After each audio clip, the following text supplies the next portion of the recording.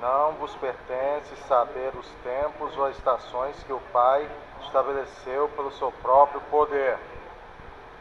Mas recebereis a virtude do Espírito Santo, que há de vir sobre vós, e ser-me-eis testemunhas, tanto em Jerusalém, como em toda a Judéia e Samaria, e até os confins da terra. E quando dizia isto, vendo eles, foi elevado às alturas, e uma nuvem o recebeu, ocultando a seus olhos. E estando com os olhos fitos no céu, enquanto ele subia, eis que junto deles se puseram dois varões vestidos de branco, Os quais lhe disseram: varões galileus, por que estáis olhando para o céu? Esse Jesus, que dentre vós foi recebido em cima no céu, há de vir assim como para o céu o vistes ir. Santo e poderoso, Senhor, nós te agradecemos por tua palavra. Aleluia, Jesus. Glória a Deus. Louvado seja o teu nome, Jesus. Senhor, a vida dos nossos filhos, oh Pai, meu Deus, Aleluia. neste lugar. Glória a Deus. Santo é o teu nome, Jesus. Guarda, Senhor. Glória a Toma, Senhor Deus Deus. amado, aquele do irmão Kelly na tua mão, meu Pai. Aleluia, Dá sabedoria Jesus. mais e mais, igual ao céu, meu Pai, para o teu filho. Glória a Deus. Deus Aleluia. Santo, Deus poderoso. Tudo aquilo, Senhor, que ele vier transmitir nesta manhã, que nós Aleluia, possamos, Jesus. ó Pai, Glória a absorver, Deus. Senhor, Louvado seja o teu em maravilhoso de nome, Jesus. Assim eu te peço, Senhor, e te agradeço. Glória a Deus. Amém. Glória a Jesus. Aleluia.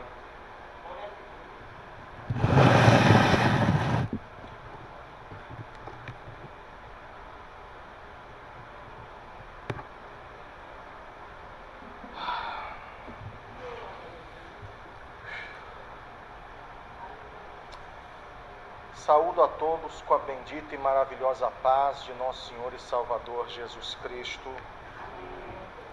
Nesta manhã, quando vamos encerrar a revista com essa lição de número 13, voltando os olhos para a bendita esperança.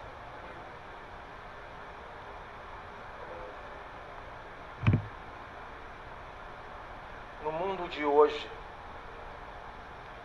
vivemos um caos, de um pandemônio, ao qual tem arrastado pessoas não só para a doença em si, mas o evento mais poderoso deste tempo é a dor emocional causada nas pessoas. O jornal Funeral, dentre outros jornais, enfatizam a morte, o desespero, a dor, explorando isso de uma maneira absolutamente mesquinha. Tal como disse a Bíblia, que nos últimos dias haveria os falsos profetas, que fariam de vós comércio, e é o que está acontecendo através dos meios aí de comunicação, pelo menos de alguns, que infelizmente não têm escrúpulos para explorar e fazer sensacionalismo com a dor dos outros. Mas hoje vamos explorar a boa notícia da volta de Jesus. Hoje pode ser o dia. Mas eu sei de uma coisa, e isso é uma certeza absoluta: a cada dia que se passa, é menos um dia para a volta de Cristo. Vamos à introdução. A expressão bendita esperança se refere à segunda vinda de Cristo, que é a esperança da igreja desde que Jesus retornou ao céu. Essa expectativa vem aumentando à medida que o tempo vai passando. A presente lição pretende esclarecer quão breve será esse evento, para que cada um mantenha a vigilância e a fidelidade. Tópico primeiro: breve o Senhor virá. A vinda de Jesus é tão certa quanto a sucessão dos dias e das noites, e disso não temos a menor dúvida. Esse dia está próximo e os sinais que precederão a vinda de Cristo já estão presentes. 1. A vinda de Cristo. A segunda vinda de Cristo é uma verdade ensinada na Bíblia inteira, com abundância de detalhes nos evangelhos e nas epístolas. Todos os ramos do cristianismo concordam que Jesus um dia voltará, mas essa unanimidade não ocorre no tocante à maneira como isso vai acontecer. Há diversas interpretações sobre o tema que fogem ao escopo da presente lição. Inclui-se na expressão segunda vinda o arrebatamento da igreja e a vinda de Jesus em glória. Quando o Senhor Jesus ascendeu aos céus, os varões de branco disseram que ele virá da mesma maneira que subiu. Esse cenário é de sua vinda em glória e não do arrebatamento da igreja. O que é interessante sobre a vinda de Cristo?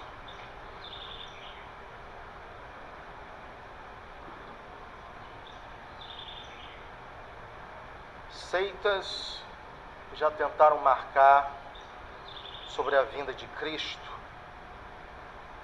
usando cálculos, vamos dizer assim, meio soltos, usando um parâmetro totalmente, vamos dizer assim, totalmente desconexo. Só que fracassaram. E fracassaram por quê?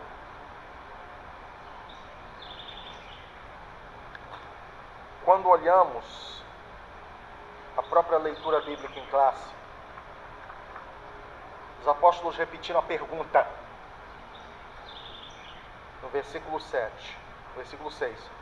Aqueles, pois, que haviam se reunido perguntaram, dizendo: Senhor, restaurarás tu neste tempo o reino a Israel? E disse-lhes: não vos pertence saber os tempos ou as estações que o Pai estabeleceu pelo seu próprio poder. Alguém tentou fazer isso por volta de 1800 e não conseguiu. E dentro desse contexto dessa seita, é conhecido como o grande desapontamento. Jesus não desaponta ninguém. Nós é que nos enganamos. Sabe por quê? Porque apesar daquele povo ter tido um coração voltado para a volta de Jesus, eles foram enganados pelos seus próprios sentimentos.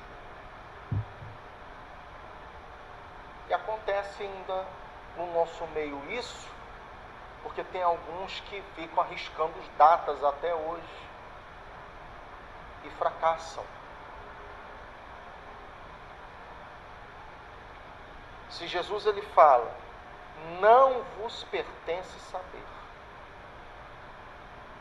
as estações e os tempos que o Pai determinou pelo seu próprio poder, não podemos fazer nada para ter uma pista.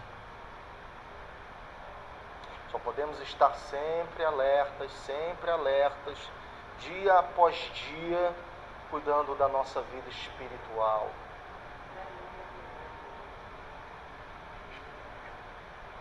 Mas o ato de cuidar da vida espiritual é ficar aguardando ansiosamente pela vinda de Jesus. É um aguardar equilibradamente para a vinda de Jesus.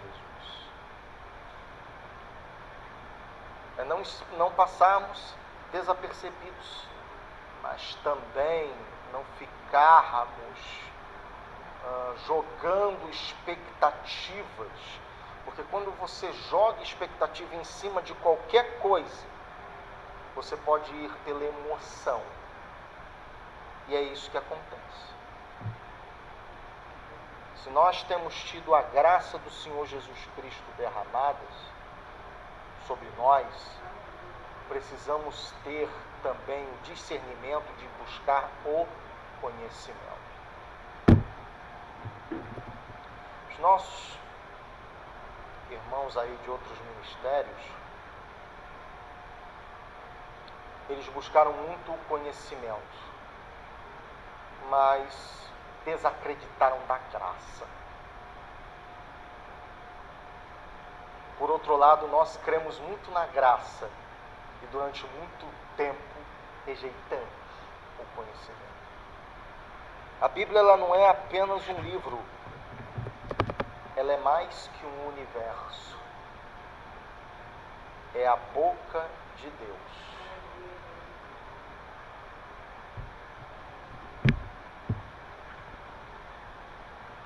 Ponto 2. Uma promessa de Jesus. Ele prometeu voltar para nos buscar e nos levar para o céu. Mas parece que antes do Pentecostes, os discípulos ainda não tinham uma compreensão exata dessa vinda. Pelo que se pode observar na pergunta dos discípulos: Senhor, restaurarás tu nesse tempo o reino a Israel? Talvez estivesse ainda pensando no reino físico, político, que era o pensamento dominante em Israel. Mas Jesus os corrige por duas razões principais. O dia e a hora dessa bendita esperança é a exclusividade do Pai e está fora do radar humano. A restauração do reino de Deus não é só para Jerusalém, mas para todos os povos. Jerusalém, como toda a Judéia e Samaria, até os confins da terra. Ponto 3. O dia se aproxima. Sabemos que a vinda de Jesus está próxima pelos seus sinais claros que o Senhor Jesus nos deixou. Pregamos por toda parte que Jesus breve vem, e essa mensagem está em nossos hinos congregacionais e nos diversos cânticos inspirados nas Escrituras. Ninguém sabe o dia nem a hora, mas o Senhor Jesus deixou sinais claros e evidentes que mostram que esse dia está próximo. Os principais são a efusão do Espírito Santo, uma promessa para os últimos dias, que a partir do avivamento da Rua Azusa tem se espalhado pelo mundo inteiro. Os pentecostais são o maior movimento protestante do mundo. Outro sinal evidente é a fundação do Estado de Israel. Desde 1948, ostenta sua bandeira tremulando na sede das Nações Unidas como Estado soberano. Meu Deus.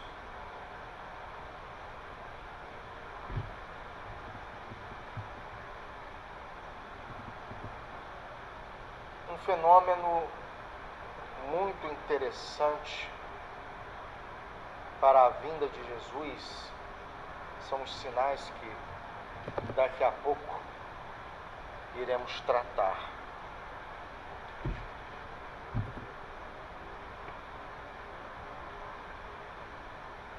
Quando nós, como movimento pentecostal, surgimos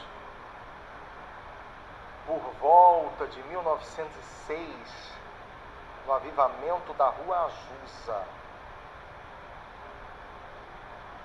fora para aqueles cristãos no qual simplesmente leram as Escrituras, creram.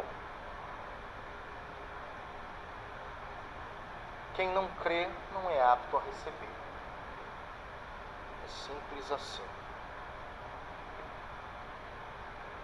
Quando esses cristãos das mais variadas denominações receberam o batismo com o Espírito Santo, reacendeu aquela chama missionária no qual havia se perdido desde aí da Reforma Protestante, da teologia dos irmãos Wesley.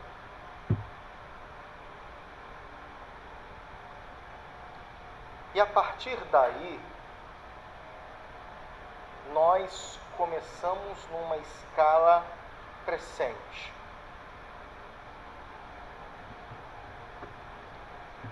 E o que aconteceu?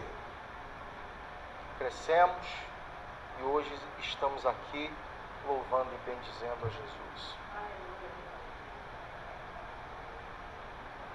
E quando isso aconteceu?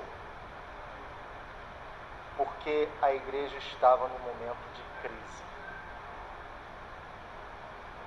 Hoje, infelizmente, a Europa, ela está sendo cada vez mais descristianizada. Igrejas morrendo, sendo vendidas, porque o espírito secular tomou conta dali. Mas sempre tem aquele remanescentes de fiéis por ali, mesmo nas piores crises. Algumas vezes eu fico imaginando alguns irmãos europeus se sentindo tão sós. Quando Elias teve o mesmo sentimento, que ele achava que agora ele era o único que cria no Senhor, havia um remanescente de 7.000 que não se dobraram diante de Baal. Hoje a situação espiritual é a mesma, no qual os Baais que existem não são mais imagens, mas são formas, multiformas de poderes das trevas. É triste quando vemos igrejas centenárias ali na Europa simplesmente se transformando em antro de perdição. Acho que li em algum lugar que alguém tinha levado o pregador para um desses lugares e o púlpito da igreja ali, depois de vendida, se transformou em uma mesa de bar.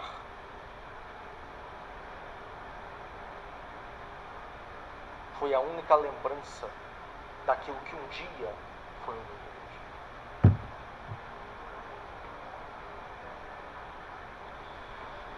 E por que estou dizendo isso? Que isso tem a ver com a vinda de Jesus. São pessoas que não estão apercebidas. Disse outrora, eles cresceram muito no conhecimento, mas esqueceram de crescer na graça. Por isso que houve dois movimentos que o Espírito Santo de Deus promoveu dentro da igreja. O movimento Holiness, o chamado movimento de santidade, e o movimento da Rua Azusa, que foi o pentecostal. Felizmente, aquele ascender pentecostal dos irmãos Wesley, que começou na Inglaterra e que também inspirou outras igrejas a surgirem, havia se apagado. A chama reacendeu na América.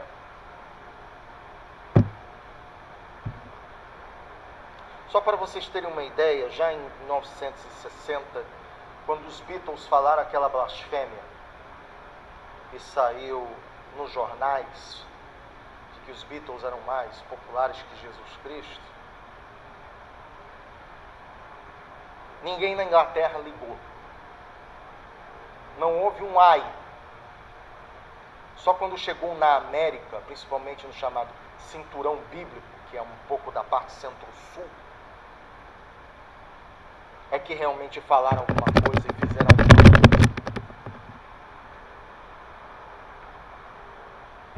O que está acontecendo com esse mundo, talvez vocês perguntem.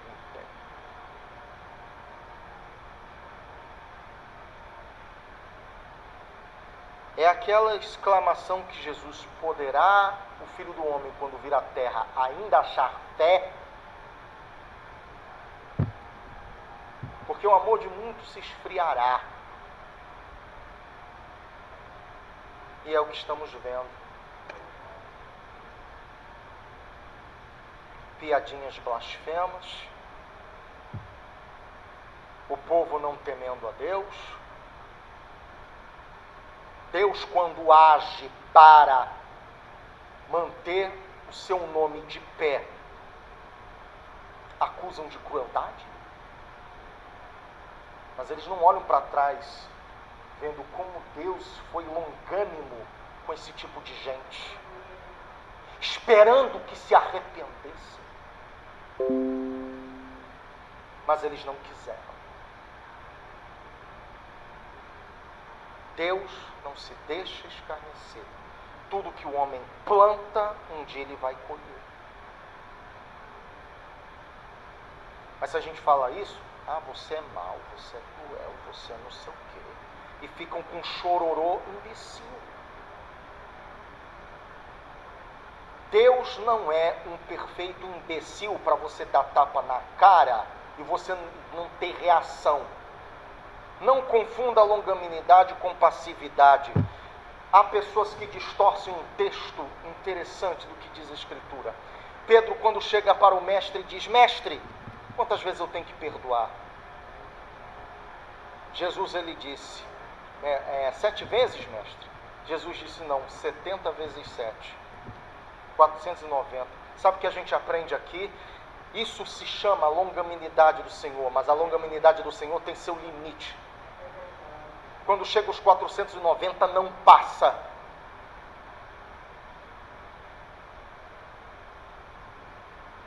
Teve determinadas pessoas que blasfemaram contra Deus, contra a Escritura Sagrada. Um certo humorista, no qual não vou citar nomes,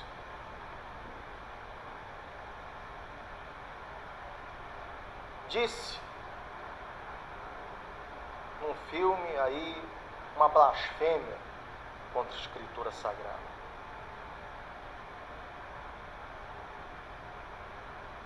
Desqualificando como palavra de Deus. Anteriormente, houve um jornalista que comentando, não é de agora não, é anteriormente, que comentando sobre a questão entre Israel e Palestina, chamou Deus de um palavrão horrível. Chamou Deus de Israel de um palavrão horrível. Vocês podem ver na internet. Pode ver no YouTube.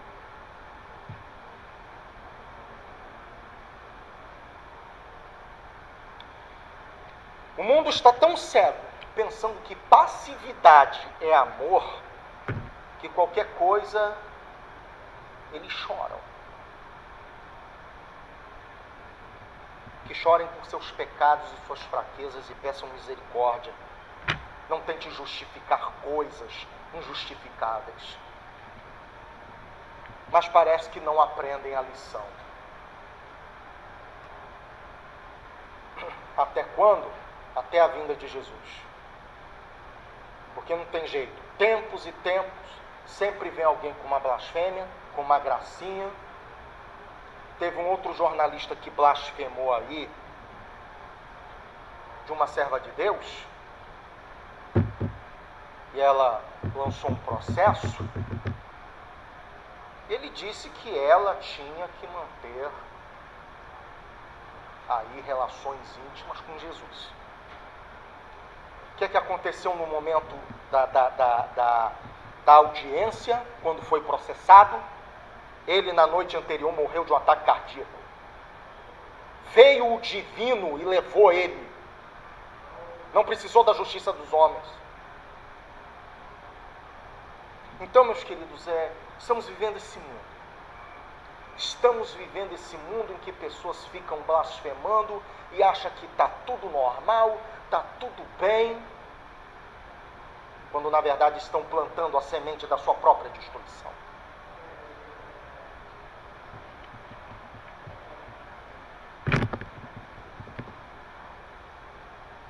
Glória a Deus. A necessidade de vigilância. A vigilância se faz necessária porque ninguém sabe o dia da vinda de Jesus. Entendemos como vigilância o ato ou efeito de vigiar, o estado de quem permanece alerta, de quem procede com precaução para não correr riscos. Devemos permanecer acordados, atentos no cuidado de não nos afastarmos de Jesus e aguardar a bendita esperança. Você sabe como é que a gente pode realmente vigiar de uma maneira útil? Eu vou dizer para vocês. É quando prestamos atenção no que está acontecendo ao nosso derredor. Às vezes, por exemplo, a gente tem uma tendência a ignorar determinadas coisas, mas é aí que nosso discernimento espiritual precisa estar alerta, porque isso tem a ver com a vinda de Jesus. Quando Paulo fala em 2 Tessalonicenses, no capítulo 2, de que a manifestação do anticristo ainda não aconteceu, é porque algo impede que o anticristo se manifeste. São os escolhidos do Senhor.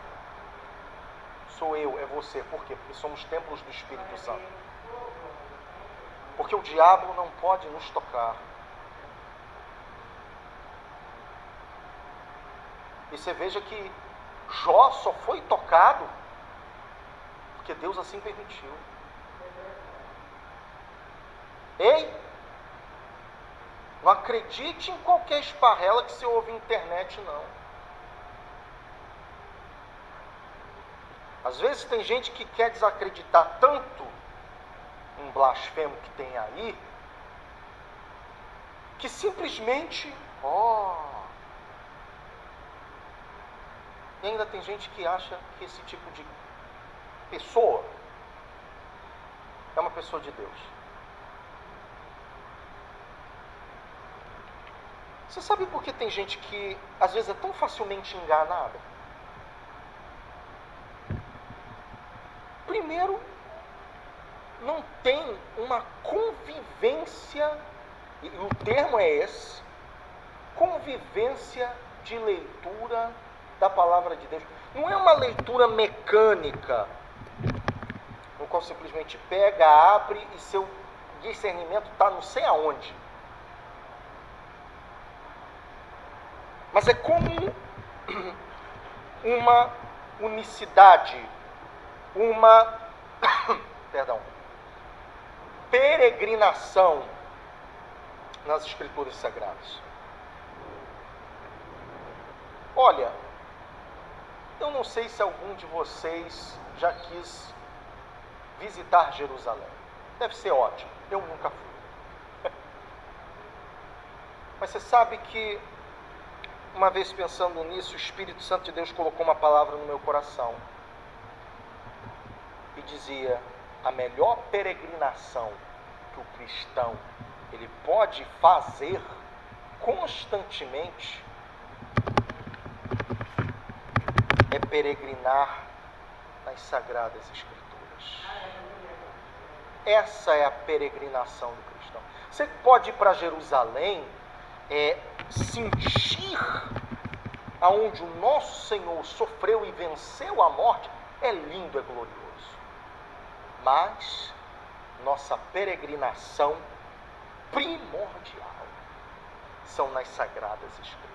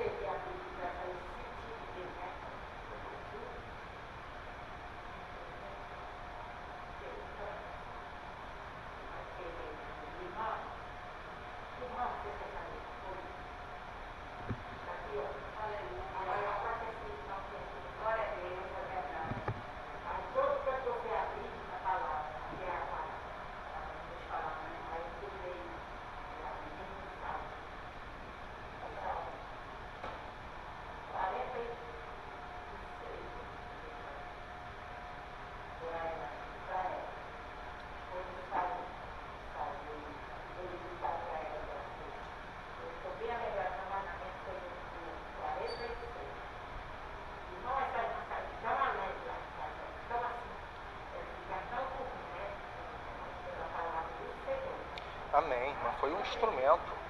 A irmã foi um instrumento.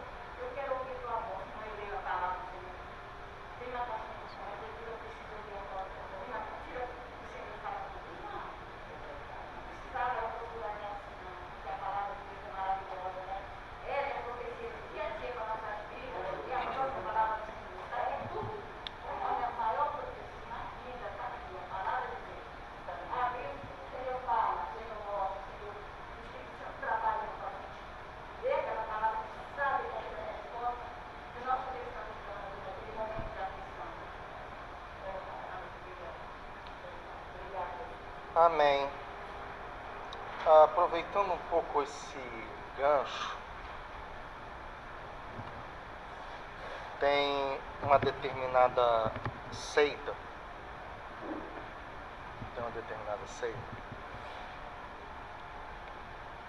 que para tentar colocar sua profetisa, a pessoa que faz lá a profecia, no mesmo nível da Escritura, confunde revelação individual com revelação geral. O que eles propõem é uma revelação geral, não uma revelação individual. Como assim, irmão? Eu não entendi. Vamos colocar assim. A irmã disse que essa irmã estava aflita, estava atribulada. Né? E vamos dizer que ela estava no culto e ela recebe uma revelação individual. A revelação individual tem duas características. Primeiro, é para a pessoa. Segundo, e mais importante, tem que estar sobre o prisma da palavra de Deus. Veja, vocês puderem até acompanhar comigo, Hebreus, no capítulo 5.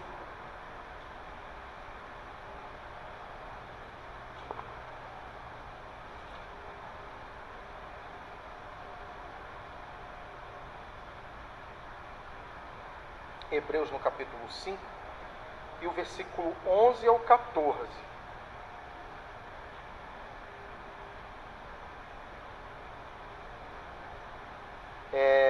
Pegando apenas um pouco o contexto, o escritor aos Hebreus, ele estava falando exatamente sobre a questão de Jesus Cristo como sumo sacerdote, mas de que essa carta aos Hebreus, ainda eles não tinham pleno entendimento disso, porque no versículo 11 fala, do qual muito temos que dizer, de difícil interpretação. Agora, por que a difícil interpretação?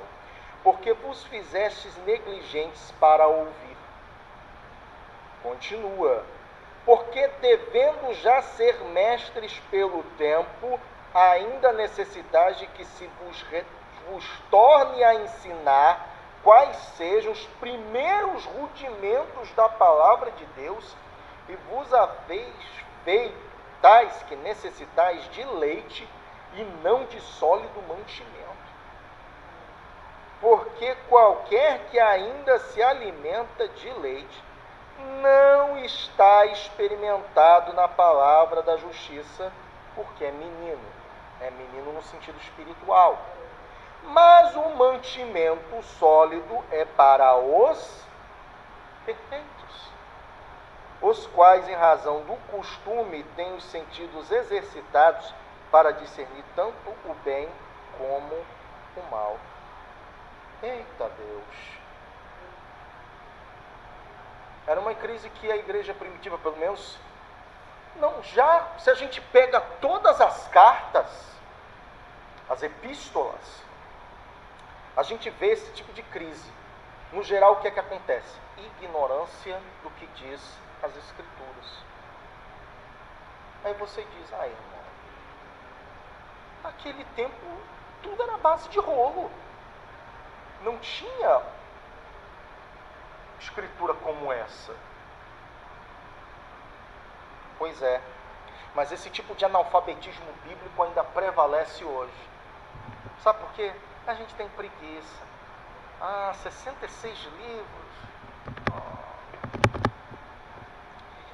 E também algumas vezes essa questão do correr do dia a dia. A gente corre para lá, corre para cá, e a gente não tem tempo de peregrinar nas Sagradas Escrituras. Aí, não, só para concluir, irmão, aí, o que é que acontece? Foi o que aconteceu com aquele irmãozinho, aquele pregador que ia para cima e para baixo, para lá e para cá, para o canto e para o outro, pá.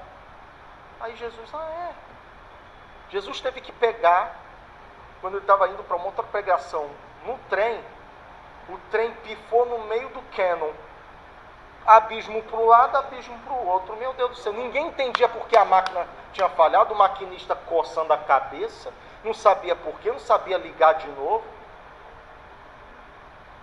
No que Jesus falou para ele, olha, eu tive que parar esse trem aqui, porque você não está dando tempo para mim. Não estava orando, não estava lendo a palavra, era só pregação para cima e para baixo, para lá e para cá, para o canto e para o outro. Jesus quer um relacionamento vivo conosco.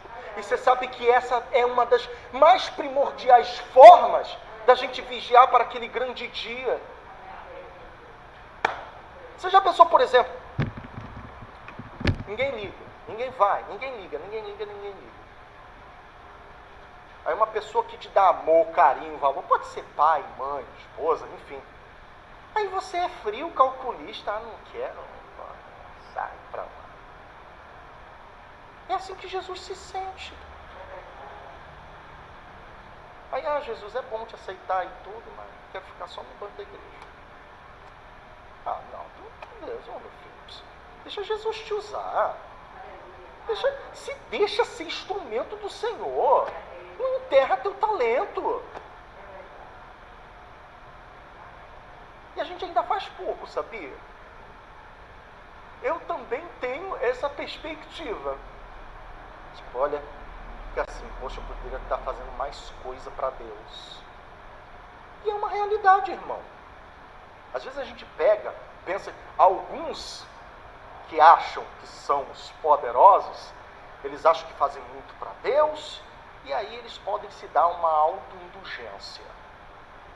Por isso que você vê gente que começou na fé de uma maneira tão linda e maravilhosa, em que você diz, meu Deus do céu, Jesus botou a mão mesmo.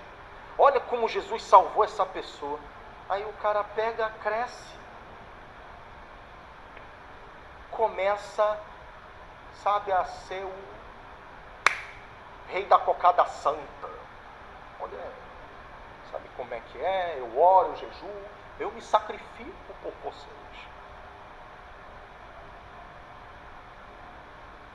Meus queridos, eu vou contar uma coisa para vocês. Em nome de Jesus. Deixa o Espírito Santo de Deus usar alguém para elogiar você. Porque sabe o que acontece? Tem gente que, meu Deus do céu, parece que é incrível essa coisa. A pessoa passa por tribulação, Jesus dá o livramento,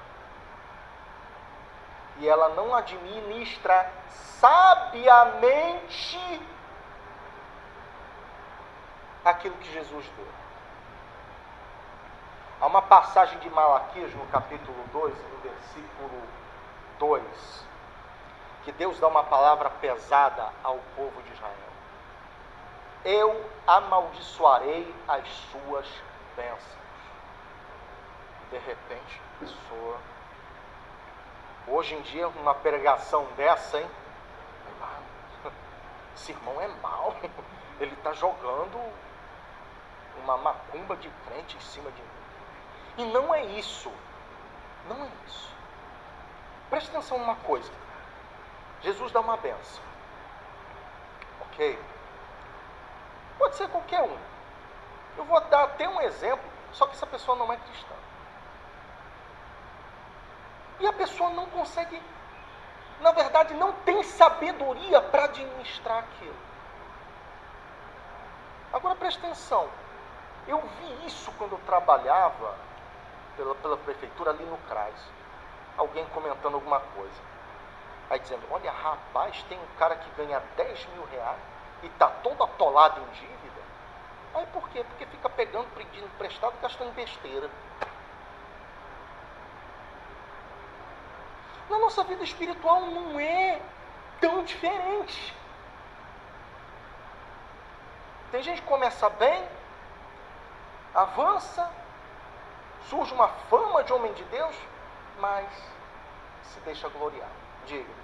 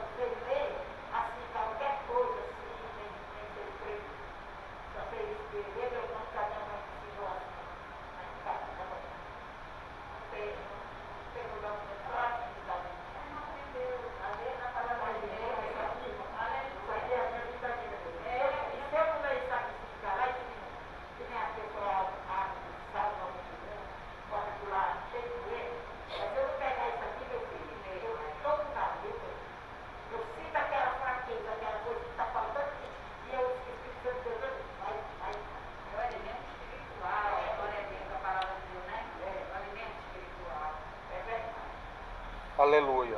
Obrigada. Glória a Deus. Ponto 1, exortação à vigilância. O Senhor Jesus nos exorta com muita ênfase a necessidade da vigilância. Vigiai, pois, porque não sabeis a que hora há de vir o vosso Senhor. A razão disso é porque ninguém sabe quando vai acontecer a sua vinda. Essa era também a preocupação nos ensinos apostólicos. O ensino de Jesus nas diversas parábolas e nos discursos escatológicos, como em Mateus 24, Marcos 13 e Lucas 21, dá muita ênfase à necessidade de os crentes estarem atentos. Os alarmes falsos. Muitos líderes e grupos religiosos arriscaram-se em marcar a data da vinda de Jesus Cristo. Alguns deles cravaram várias datas. Outros, depois de constatarem que elas não batiam, reinterpretaram as supostas profecias e as protelaram para outras datas. Todos esses líderes e grupos falharam. É um erro tentar adivinhar os tempos e as estações, pois só Deus sabe o dia e a hora. A palavra de Deus rejeita todas as falsas expectativas acerca da vinda de Cristo. Essa maravilhosa doutrina tem como objetivo trazer a esperança aos crentes, não a incredulidade, a falsa expectativa dos alarmes falsos.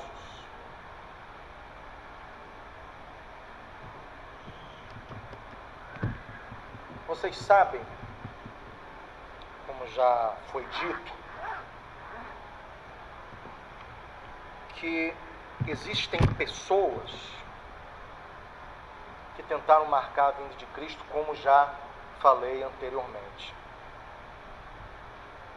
E o que aconteceu? Não aconteceu absolutamente nada. E aí tentam justificar a teologia como grande desapontamento. O que é uma heresia que fez nascer outra heresia? De que Jesus não veio naquele dia porque ele entrou no Santo dos Santos para consumar aquilo que ele havia para completar a obra expiatória. E não é desse jeito. Jesus em João 19:30, ele é claro: Pai, está consumado.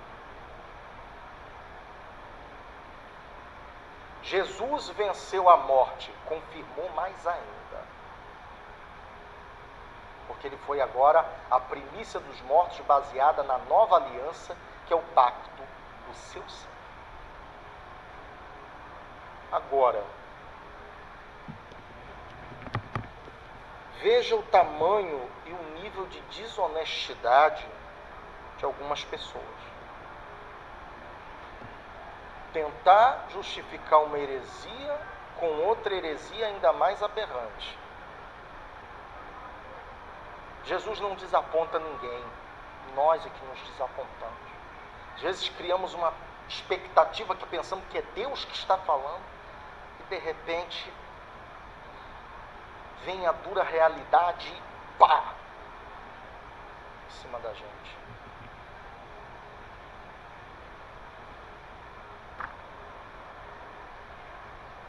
Ponto 3. Vivendo com fidelidade. Viver com fidelidade é adotar um estilo de vida cristão na esperança da vinda de Cristo. Assim como Deus é santo e exige santidade do seu povo, da mesma maneira, um Deus fiel exige fidelidade do seu povo. Definição: fidelidade é a qualidade de ser cheio de fé, características do que é fiel, lealdade. Os termos fidelidade, verdade e lealdade pertencem ao mesmo campo semântico na Bíblia. Seja o Senhor entre nós testemunha da verdade e fidelidade, mostrando toda a boa lealdade. Fidelidade é uma demonstração de fé, lealdade, respeito, constância nos compromissos assumidos.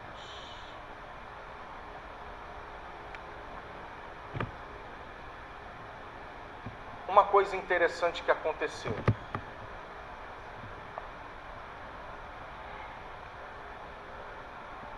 E que, infelizmente, o termo fidelidade, ele fora durante algum tempo distorcido no meio evangélico. Começou muito bem, começou com aquele propósito de trazer as pessoas de volta às Sagradas Escrituras.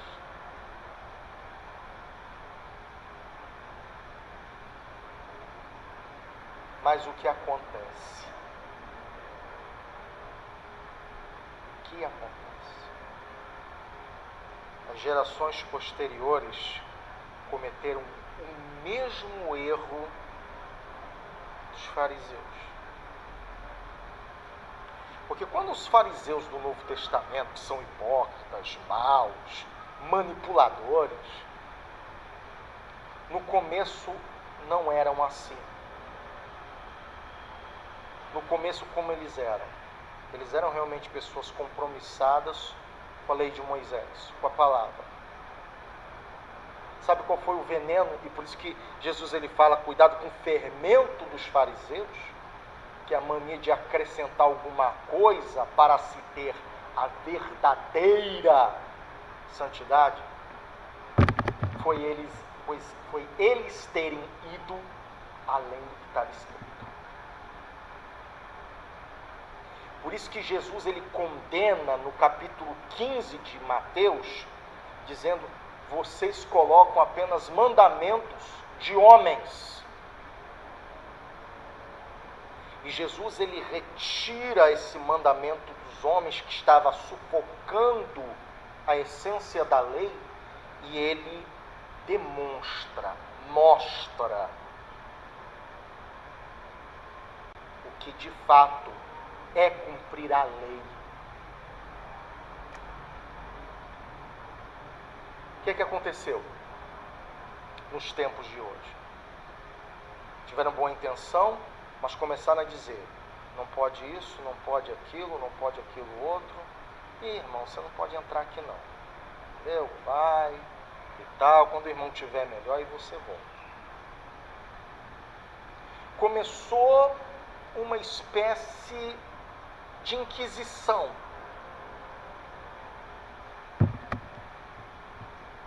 Antes da Igreja Católica se tornar a Igreja Católica, também fez a mesma coisa. Teve incidência política, tudo bem, teve incidência política. Mas quando a pessoa ela vai além do que está escrito, indo além do que diz a Escritura, é a fórmula para o desastre. Qual foi o primeiro conselho que Deus deu? Um dos primeiros conselhos que Deus deu a Josué. Josué, permanece na palavra, não vá para a direita nem para a esquerda.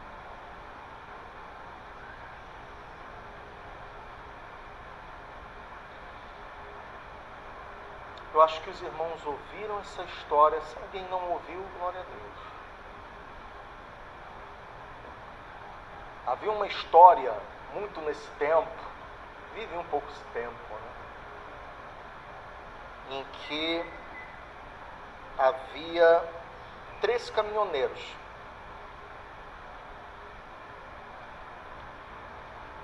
Os 3 caminhoneiros tiveram um teste final. Foi uma pergunta. Qual foi a pergunta? O chefe disse o seguinte: olha, eu vou fazer uma única pergunta para vocês. Se vocês estão em uma estrada que do lado tem despenhadeiro, vocês têm a capacidade de dirigir a qual distância sem deixar o caminhão cair? Aí o primeiro disse: eu dirijo a 50 centímetros. Aí o outro, para dizer que é melhor, né? Não, consigo dirigir a 20 centímetros. Aí o terceiro disse: olha, eu dirijo o mais longe que puder do abismo. Aí, de repente, o Espírito Santo de Deus já começou, ei, tem uma coisa de errada nessa história. Aí, irmão, você está dizendo que uma história dessa, o cara está indo para longe do abismo, e o irmão está dizendo que o cara está errado. Calma. E é uma lição espiritual. O que acontece? O cidadão, ele fica tão focado em ficar longe do precipício que ele não vê o paredão de rocha do outro lado. Se ele bate no paredão de rocha, ele pega, dependendo da velocidade que ele está, ele perde o controle, derrapa e vai para o abismo que ele tanto quer.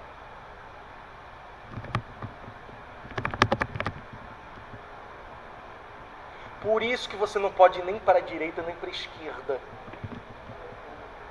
Quando Paulo ele fala em Romanos no capítulo 7, a lei fez ocasião em mim e eu cometi pecado. O que significa isso? Significa exatamente de que se a pessoa só vive pela lei, a natureza pecaminosa não se detém pela consciência. Ela se detém pela libertação que Cristo Jesus promove. Por isso que Paulo, na subsequência, ele coloca em Romanos capítulo 8, aquele lindo versículo que nós conhecemos: nenhuma condenação há para aqueles que estão em Cristo Jesus. Porque a lei do Espírito da vida me livrou da lei do pecado e da morte. E é isso. Porque, por exemplo, interessante, uma das manifestações de pecaminosidade na infância, na criança, é quando ela não consegue ouvir a palavra não, ela não entende a palavra não. Diz assim: menino, não faz isso. Aí o menino, ele faz. Por quê? Porque ele não tem entendimento e maturidade. É por isso que nós, quando aceitamos a Jesus, primordialmente somos o quê? Como crianças espirituais. Não entendemos toda a dimensão que a Bíblia nos dá. E infelizmente o analfabetismo bíblico é que tem arrastado muitos para a lama.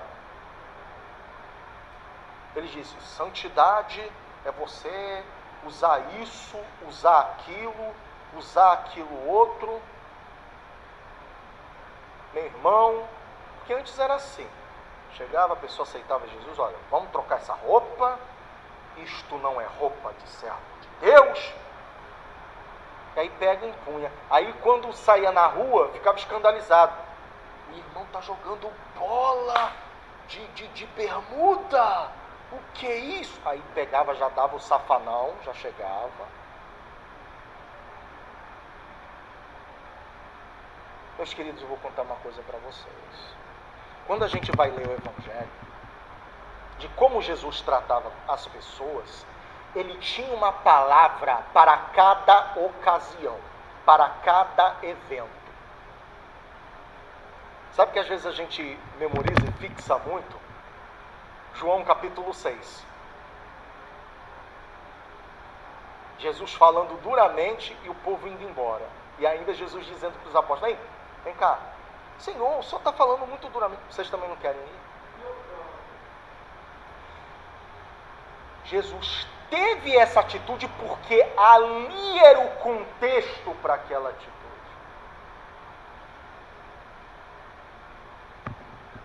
Mas a gente também lê que Jesus ele se compadecia do povo porque eram como ovelhas sem pastor. Nós vemos Jesus chorando por Jerusalém. Jerusalém, Jerusalém, vós que apedreja seus profetas. Então, Jesus ele tinha uma palavra para cada momento. Agora tem gente que vai para a esquerda ou vai para a direita. A esquerda, isso não faz mal. É oba-oba, não sei o que, receba a vitória, papapá, papapá, ppp. E é só isso. Aí por outro lado diz o seguinte: você está nessa tribulação porque você está em pecado, e aí o diabo vai te comer com farofa, e aí não sei o que, e aí não sei onde, isso é pecado, aquilo é pecado, papapá, papapá, papapá, papapá. Meus irmãos, nunca dá certo esse tipo de coisa. Porque está indo além do que está escrito. E olha, isso é tão sério que nos versículos finais do Apocalipse, os irmãos devem ter lido, Deus ele vai retirar parte da árvore da vida a quem retirou parte da escritura. E Deus vai acrescentar o tormento do inferno para quem acrescentou.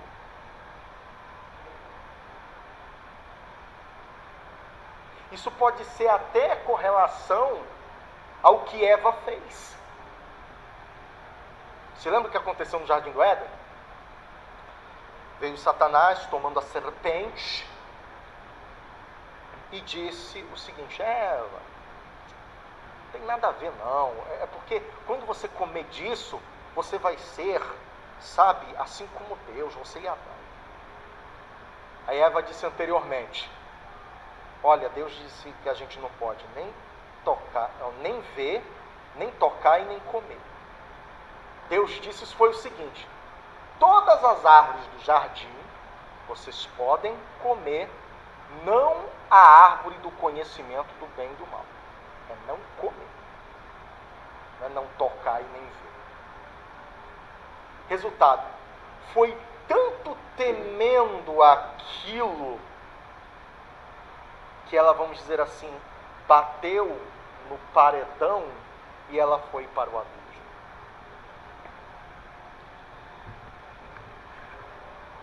Meus irmãos, como já disse para vocês, por isso que a palavra de Deus é a peregrinação, a leitura da palavra de Deus é a peregrinação do cristão. E por que essa palavra veio no meu coração com relação à peregrinação nas Sagradas Escrituras? Porque as pessoas, há um lugar na Espanha chamado Caminho de Tiago de Compostela. Acho que ele era do século XVII, era um religioso. E que ele, nesse caminho, aprendeu o sentido da vida. Só que a peregrinação nas Sagradas Escrituras é que realmente nos faz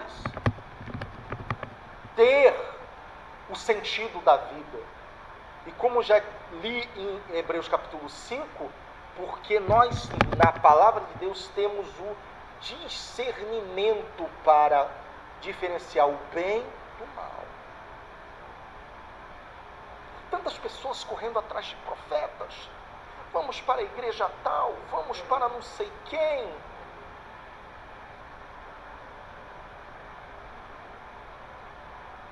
Por isso há fracos, e não poucos que dormem.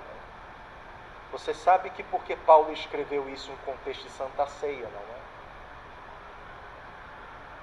Pois é. Eram pessoas ainda meninas, ainda imaturas.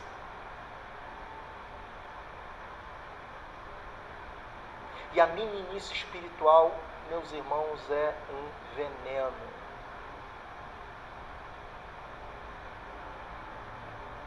Por isso que tem igreja de todo tipo. Só para completar. Por isso que tem igreja de todo tipo. Tem algumas que são uma bênção. Glória a Deus. Agora tem outras, meus irmãos. O cara pega, diz que é Assembleia de Deus, puleiro dos anjos. Existe uma igreja dessa, puleiro, e desde quando o anjo precisa de puleiro, irmão? Sabe o que é isso? É a pessoa tendo a profetada e o revelamento como acima da Escritura Sagrada. Diga, meu querido, pode falar.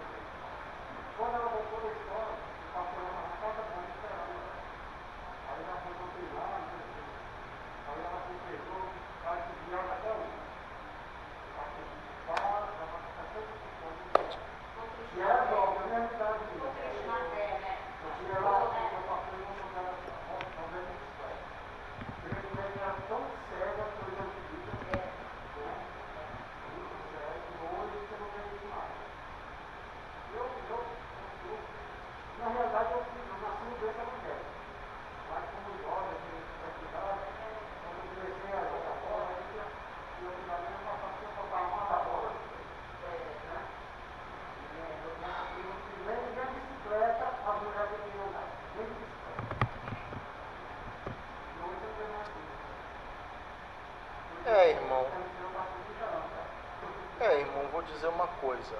Coisas antigas, algumas boas, outras ruins.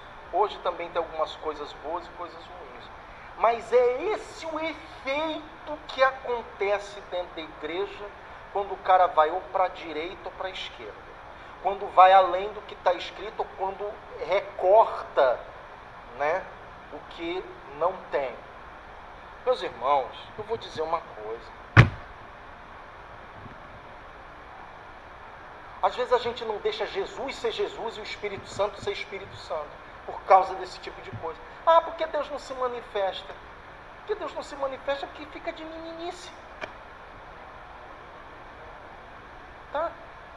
Às vezes o cara como já contei para vocês aqui, aquela história do cara que se achava o bambambam, né? Contar rapidamente. Opa, beleza? Então, mais uns minutos. Contar rapidamente. Havia um irmão que era um homem de Deus, sério, e que tinha um ministério aí de expulsar demônio.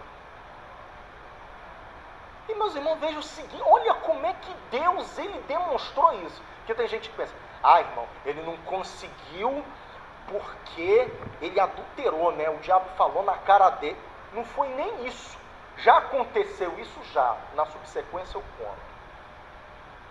O que aconteceu? Esse irmão, chamaram ele porque estava uma pessoa lá, uma moça, endemoniada. Eles, não sei o quê. E aí o irmão foi lá, por favor, colocou a gravata, terno, e aí chamou as irmãs do círculo de oração. Vamos lá, vamos expulsar esse demônio em nome de Jesus. Aí ele foi. De repente uma criança, não sei, uns 5 anos, foi atrás do grupo. Pá. E de repente, o irmão estava lá, orando assim, em nome de Jesus, sai. E o capeta rindo da cara dele. Não saio, não sei o que, não saio. E as irmãs com aquela oração de fogo lá, e tentando. Deu uma peleja. E passou uma, e passou 2 horas. De repente, aquela criança, ninguém tinha percebido esse menino, é incrível. O Espírito Santo de Deus pegou, tomou aquela criança, e na falinha infantil dele, disse: diabo, eu te repreendo em nome de Jesus, sai. A mulher cai para trás e o demônio sai. Todos ficaram ali espantados. Jesus colocou ali no coração: olha, vocês ficaram tão presunçosos e orgulhosos que eu tive que usar esse menino aqui para fazer o demônio ir embora.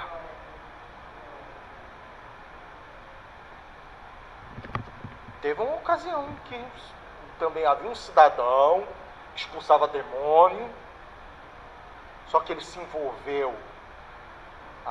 Um demônio jurou vingança contra ele. Aí ele,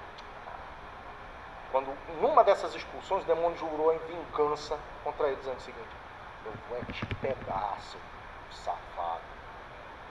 Aí o demônio saiu da pessoa. Aí tudo bem, pegou, passou, ele nem ligou. Aí de repente, irmão, oh meu Deus do céu, desgraça é carência de homem, rapaz. Aí veio uma loura bonita, convidou ele. O cara pegou, foi para um lugar aí. Enfim, pegou tudo, foi embora. Aí no outro culto, quando ele foi também expulsar de uma outra pessoa, eu vi que você fez com aquela loira no meio da igreja, envergonhou. Ele ficou todo envergonhado diante da igreja. Aí é aquela questão, meu irmão, o que é que uma coisa tem a ver com a outra? É que você não pode ir nem para um canto nem para o outro. Eu vou contar para você o que está acontecendo aí com uma missionária aí. Tem aquela que falou do barquinho e tal. Mas tem outra que era uma bênção na mão do Senhor. Hoje diz que Jesus tem promessa para ela ficar rica. Não está aceitando o jogo de panela por menos de 500 reais.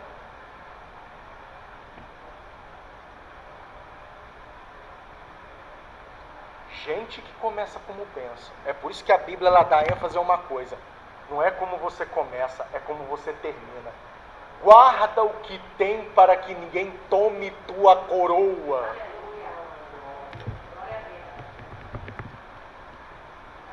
Lembre-se de uma coisa, nós somos de carne e osso, seres humanos, meros mortais que necessitamos da graça que é em Cristo Jesus. Agora tem gente que só porque consegue tomar o pecado dentro de si, já acha que é o super-homem, já acha que pode ser o rei da cocada santa. Olha, eu oro, eu jejuo por vocês. Oh, não sei o quê. E aí esquece de onde Jesus tirou ele, da lama do pecado, da dor, da miséria que ele vivia. Por isso, meus irmãos, devemos estar alertas para a vinda de Jesus, baseado no parâmetro da Escritura Sagrada, não é indo para a direita ou para a esquerda. Sigo para o alvo que é Cristo, deixando para trás as coisas que ficam. Mas não é deixar de ter gratidão a Jesus de onde Ele te tirou, não, irmão. É deixando para trás aquilo que está te perturbando. Eu vou dar um exemplo para vocês. Uma pessoa, qualquer um de nós, a gente sujeita a isso, cometeu um pecado que ainda dói no nosso coração. Mais de 10, 15... Tem pessoas que vivem nessa coisa de não se perdoar. Jesus perdoou, mas a pessoa não se perdoa. E às vezes a pessoa pega, no ato de desabafar, olha, eu fiz isso e isso por tanto tempo e tal, e isso não sai da minha consciência.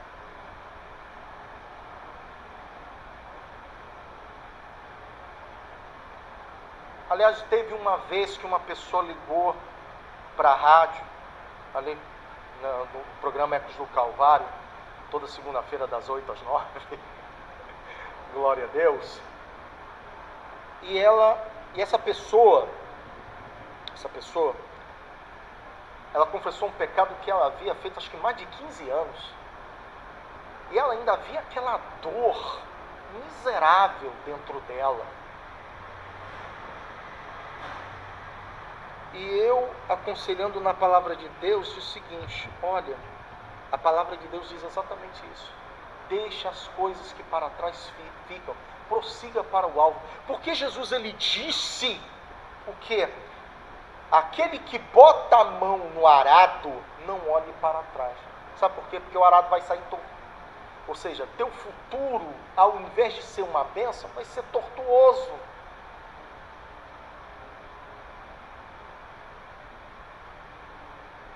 Por isso que o diabo ele investe tanto em acusação, para minar nossa fé. Aí olha, você não tem moral para fazer. Não, eu tenho a moral dada pelo Senhor Jesus Cristo, lavado e remido no sangue de Jesus. Conta uma vez que Martinho Lutero estava orando, e de repente o diabo chega com a lista diante dele, não sei, acho que era uma visão que ele teve, com uma lista, dizendo o seguinte: olha, no dia tal você fez isso, no dia tal você fez aquilo, no dia tal você... No que o Martinho Lutero olhou para ele, o inimigo das nossas almas, e disse: tudo está anulado debaixo do sangue de Jesus. O diabo teve raiva e foi embora. Meus irmãos, mas irmão, tem uma dúvida aqui. E quando Jesus ele fala ali em Mateus capítulo 5, ser perfeito como é perfeito o Pai que está no céu.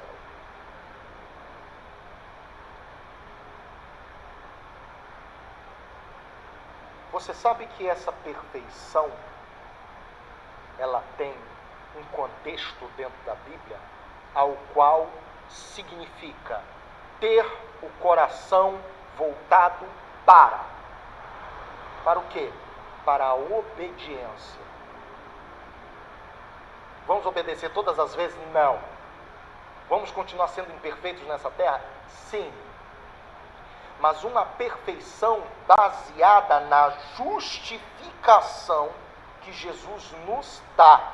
Por isso que temos uma escritura maravilhosa em Hebreus, no capítulo 4. Os irmãos conhecem, porque já repeti várias vezes. Que diz o seguinte, olha só. Visto que temos um grande sumo sacerdote, Jesus, Filho de Deus, que penetrou nos céus, retenhamos firmemente a nossa confissão, porque não temos um sumo sacerdote que não possa compadecer-se das nossas fraquezas, porém um que, como nós, em tudo foi tentado, mas sem pecado. Cheguemos, pois, com confiança ao trono da graça, para que possamos alcançar misericórdia e achar graça, a fim de sermos ajudados em tempo oportuno. Sempre tem uma arestazinha, né? Mas a perfeição que Deus quer é estarmos diante do trono da graça, reconhecendo nossas imperfeições, retendo firmemente a confissão e sendo justificados debaixo do sangue de Jesus Cristo.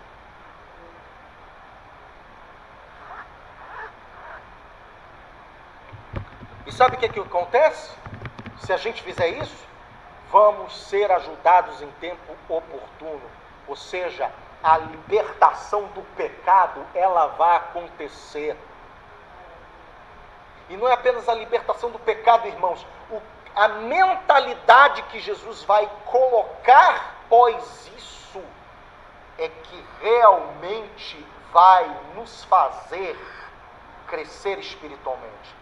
Porque a gente não vai voltar, não apenas porque a gente não vai voltar à prática anterior, mas vamos estar amadurecidos espiritualmente.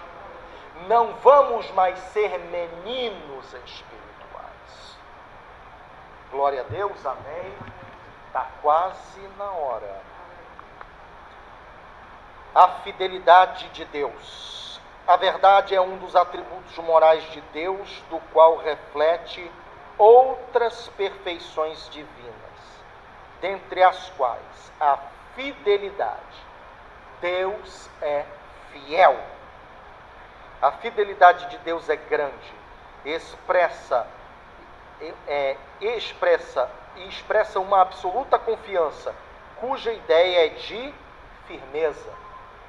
Assim como ele cumpriu a promessa da vinda do Salvador do mundo, de igual modo a segunda vinda de Cristo podemos considerar como fato incontestável.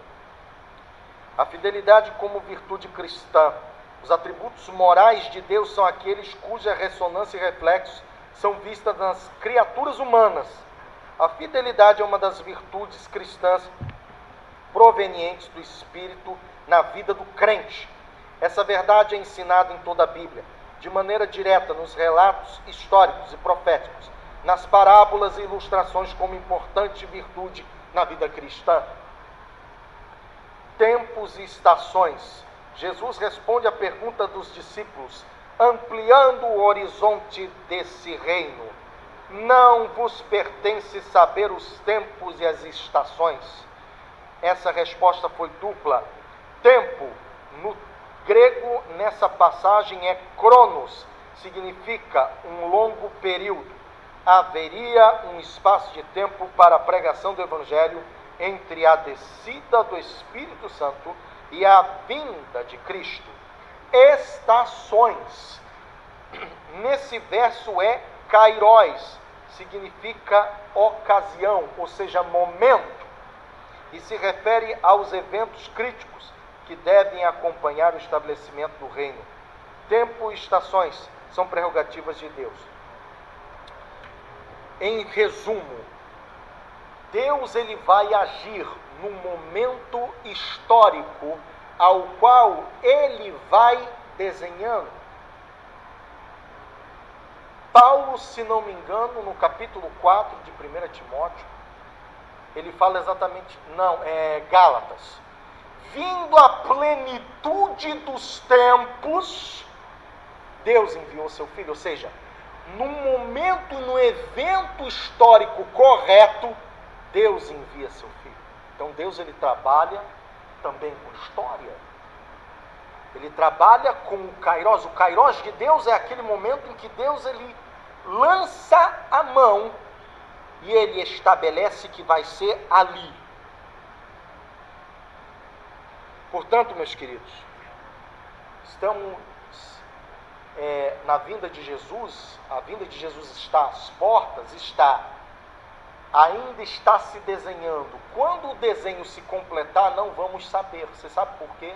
Porque vai ser o Kairos de Deus, o momento de Deus em que o Senhor virá resgatar o que é seu, a sua igreja. Para concluir, queridos, já está na hora. Viver com fidelidade é ser fiel e leal a Deus durante toda a vida. A fidelidade ao Senhor Jesus é uma das condições para herdar o reino dos céus. O Senhor Jesus falou reiteradas vezes sobre sua vinda. Ao ascender aos céus, 2 anjos reafirmaram essa promessa. Esse Jesus que dentre vós foi recebido em cima ao céu, há de vir, assim como para o céu o vistes ir. A volta de Jesus para nos levar ao céu é a esperança da igreja. Para concluir, queridos, não sei o que está acontecendo em sua existência, se há problemas, se há algum pecado que lhe prende, mas você sabe o que é mais importante e você estar apercebendo da vinda de Jesus? 2 características. Se o pecado dói em você, é porque você está vivo espiritualmente.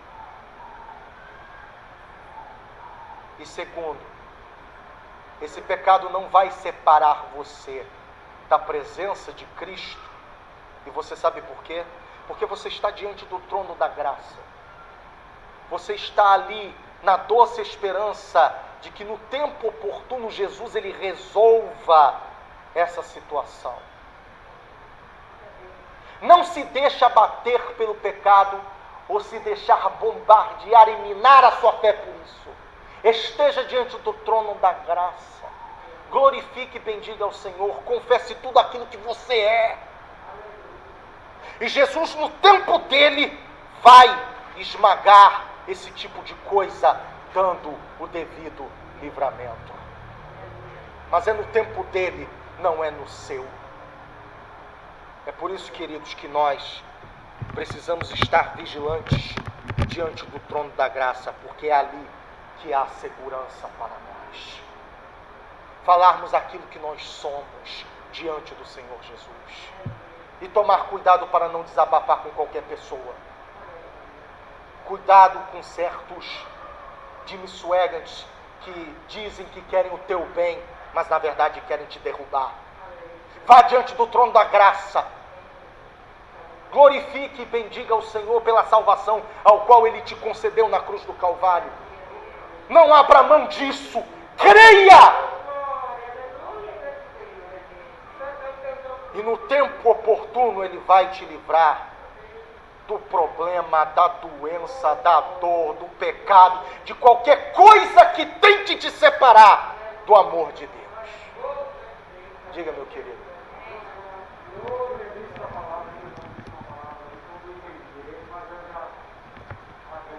Aleluia. Espírito Santo de Deus abençoe a cada um de vocês, para que estejamos esperando a vinda de Jesus, não indo para a direita nem para a esquerda. Eu vou orar por vocês agora nesse momento, na autoridade do nome de Jesus. Querido e amado Cristo, obrigado, Jesus amado de misericórdia, por essa linda e rica lição da escola dominical. Obrigado, Jesus amado, apesar da minha mera mortalidade, Jesus amado, dos meus defeitos, ter, Jesus amado, me tomado, meu Deus e meu Pai. Nesse momento, Jesus amado, abençoe, Jesus amado, a cada um de nós, para que não possamos ir nem para a direita, nem para a esquerda, mas permanecer, Jesus amado, na Tua palavra. peregrinando na tua palavra, estando, Jesus amado, orando diante do trono da tua graça, para que no tempo oportuno o Senhor nos livre e nos liberte. Dada a tua bênção, tua graça, tua vida, Jesus amado, sobre cada um de nós. Que o Senhor nos abençoe, nos ajude e nos guarde. É o que lhe pedimos, Pai, e lhe agradecemos desde já. Em nome de Jesus. Amém. E graças a Deus. Agradeço a oportunidade no nome de Jesus.